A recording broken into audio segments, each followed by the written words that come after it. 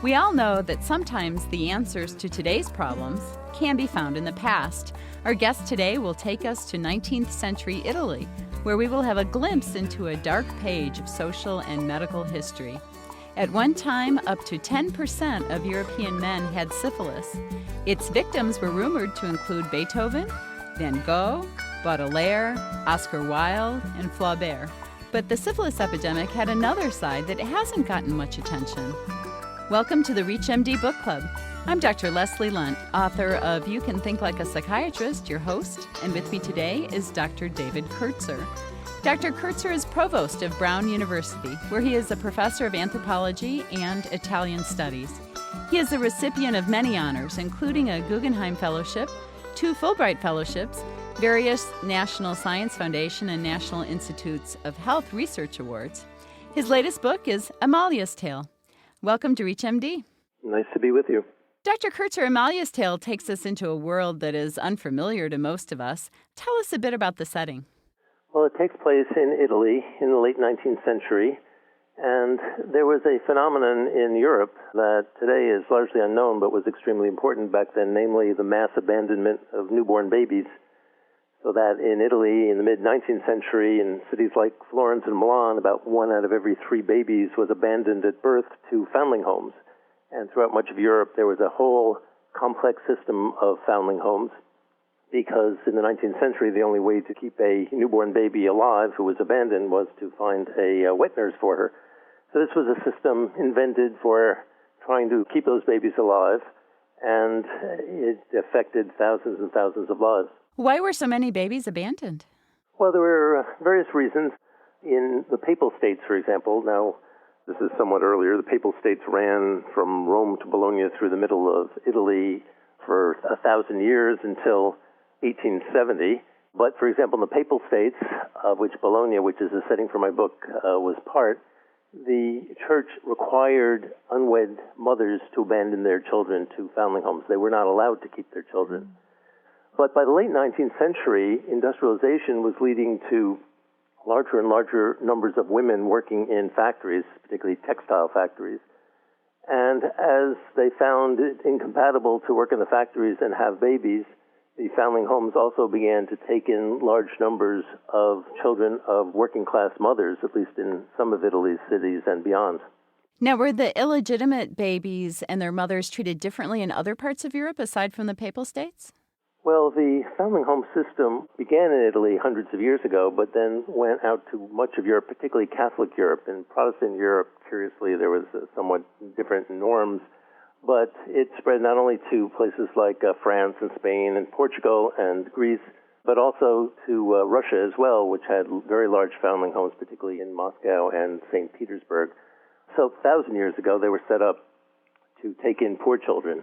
But by the 16th century, they'd come to be identified with the problem of illegitimacy, and the concern was that unwed women would be so embarrassed and their family honor so threatened that they would either try to have an abortion or try to commit infanticide. And so against these evils, the church and other civic societies became involved looking for a solution, and they thought they found the solution in the foundling homes. So it was in an effort to protect the babies.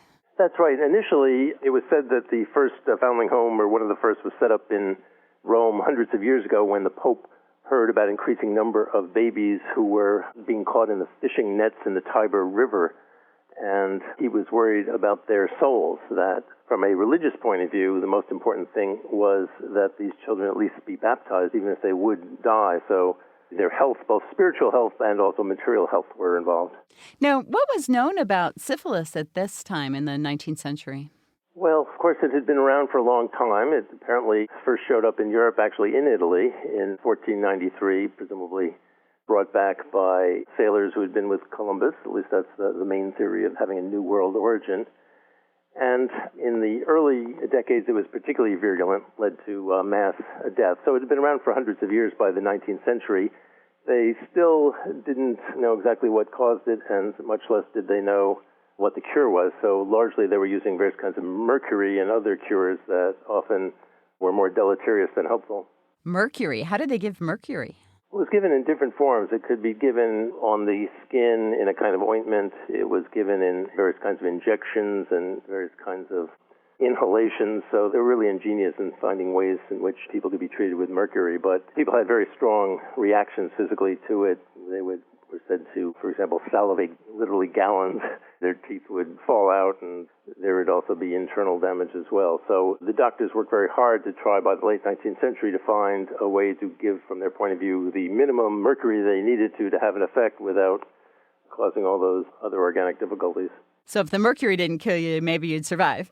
That's right. So the mercury was often worse, and there's still, I think, some controversy about what effect. I mean, I think many thought that there was at least some symptomatic virtue to certain kinds of mercury treatment. Of course, it didn't get at the underlying problem. Let's turn our attention to what happened to your main character, Amalia. Please fill us in.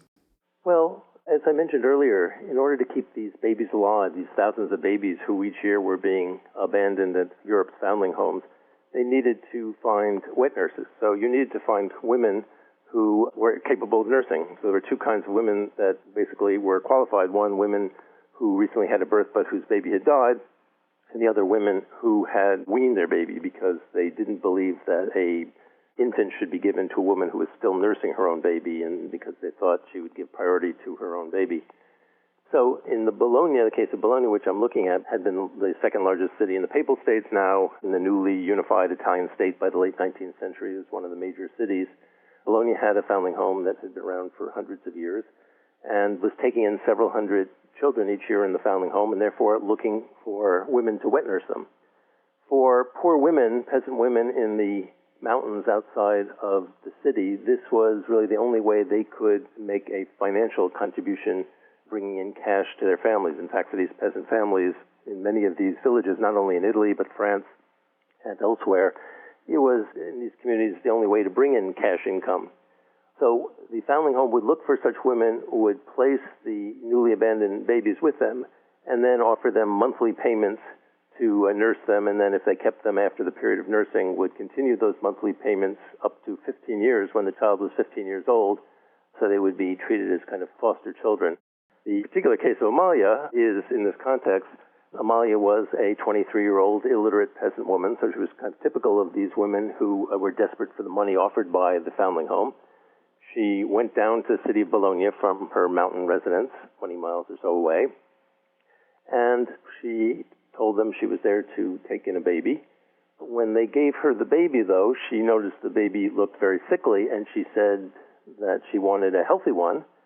They told her that she either had to take that baby or she would have to go home with no baby, and she couldn't afford to do that, not least because she didn't have the train fare to get back home. She had assumed she was getting a baby, and the foundling home paid in that way for women who took the children. So reluctantly, she took the child, and she took the child back home to her village, and within a couple of weeks or so, she noticed some sores on the body of the child. And within a week or so after that, she went to see the local town doctor, who told her to immediately take the baby back. He recognized that she was at great risk for contracting syphilis because he was sure that the baby had syphilis. And this, in fact, is what happened. And this is one of the things that even doctors today often don't know about, namely that syphilis could be contracted in this way, that is, from a baby who was born with syphilis to an unrelated woman who was nursing the baby. Was her story an isolated event? No, it turns out it was not at all an isolated event, even though it's unknown today. The foundling homes and the hospitals and the doctors did everything they could to quiet this up. As you mentioned before, a rather substantial minority of Europeans at the time had syphilis, and so a certain proportion of these abandoned babies, who often coming from unwed mothers, were the product of either prostitutes or the product of women who got pregnant from passing soldiers and other populations that had high incidence of syphilis. So it seems that at least 5% of these babies, if not more, were born with syphilis. Now, one of the things about babies born with it is that it didn't necessarily show up immediately. This is before they had various kinds of tests for blood and microscopic tests for syphilis. They were just going by appearance. And so the foundling home doctors had a really great conundrum, that is, to be sure that they wouldn't pass on syphilis to the women who were taking these children in, they would have to wait about 3 months to see if the child developed syphilis. But if they waited 3 months without giving the child to a wet nurse, the child would die. And so they erred essentially on having the women take the risk. And of course, the women were taking the risk for the most part without knowing they had that risk. And when cases like the case of Amalia came about, it was in the interest of the doctors not to bring any attention with it because they were afraid of two things. One, they might get sued, but also they were concerned that the supply of wet nurses would dry up if word got out of the great risk. Well, for those of our listeners who'd like to learn more about this, I strongly suggest Dr. Kertzer's book, Amalia's Tale. Thank you so much for being on our show today. You're welcome. I'm Dr. Leslie Lundt. You've been listening to the ReachMD Book Club on ReachMD XM 157, the channel for medical professionals. We welcome your questions and comments, so please visit us at reachmd.com. Our new on-demand and podcast features will allow you to access our entire program library. Thank you for listening.